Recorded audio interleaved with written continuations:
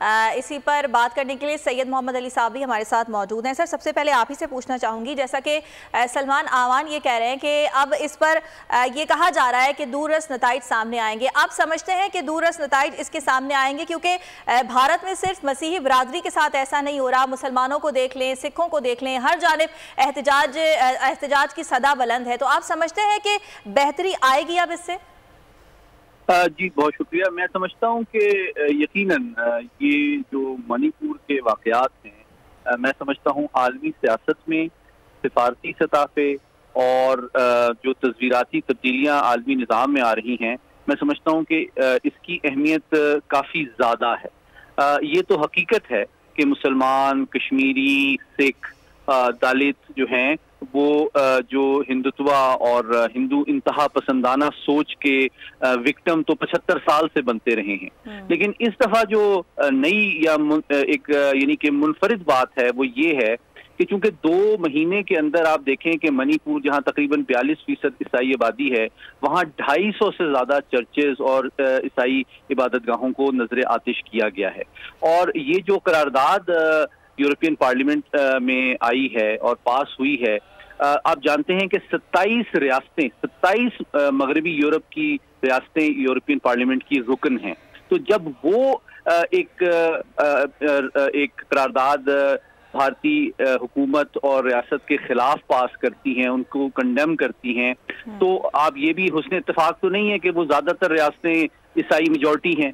तो अब आप यूं देखें कि जो बदलता हुआ आलमी निज़ाम है उसमें जो ईसाई पावर्स हैं वो भी अब इस बात का इदराक और एहसास कर रही हैं कि भारतीय इंतहा पसंदाना सोच और नफरत का विक्टिम सिर्फ मुसलमान और सिख और लोअर कास्ट नहीं है, बल्कि ईसाई मजहब और उसके मानने वालों को भी भारतीय इंतहा पसंदी से खतरा है। तो मैं समझता हूँ जैसे जैसे इसका एहसास और इदराक आलमी सतह पे बढ़ेगा, जिस तरह के बढ़ रहा है, तो यकीनन वो अपनी जो उनकी तवक्कुआत हैं कि वो चीन के खिलाफ भारत को इस्तेमाल कर सकते हैं या वो एक आलमी सतह पे एक तस्वीराती एलाय बनेगा, मैं समझता हूँ इसमें एक हकीकत पसंदाना रिव्यू होगा और फ्यूचर में शायद वो अपनी जो तवक्कुआत हैं भारत के फ्यूचर के हवाले से उनको उसमें नजरसानी करेंगे।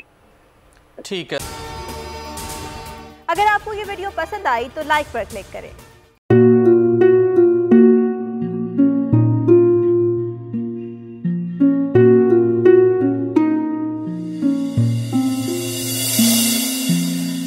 अपना घर यूं छोड़ के आखिर बोल किधर जाएगा,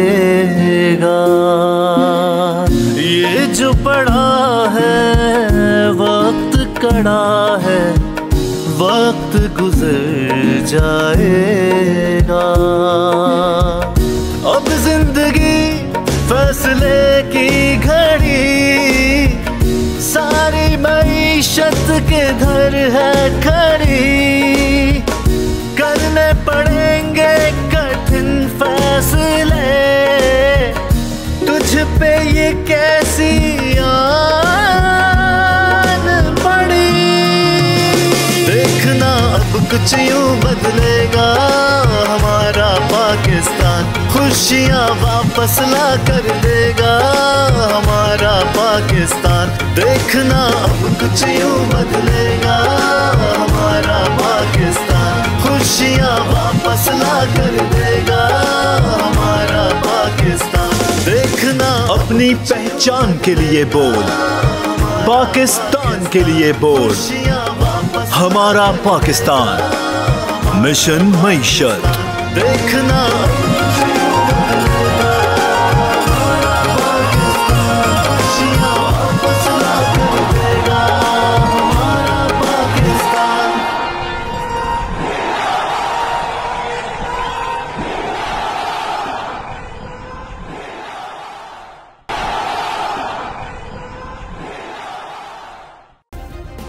सब्सक्राइब करें और बेल दबाएं ताकि कोई खबर रह न जाए।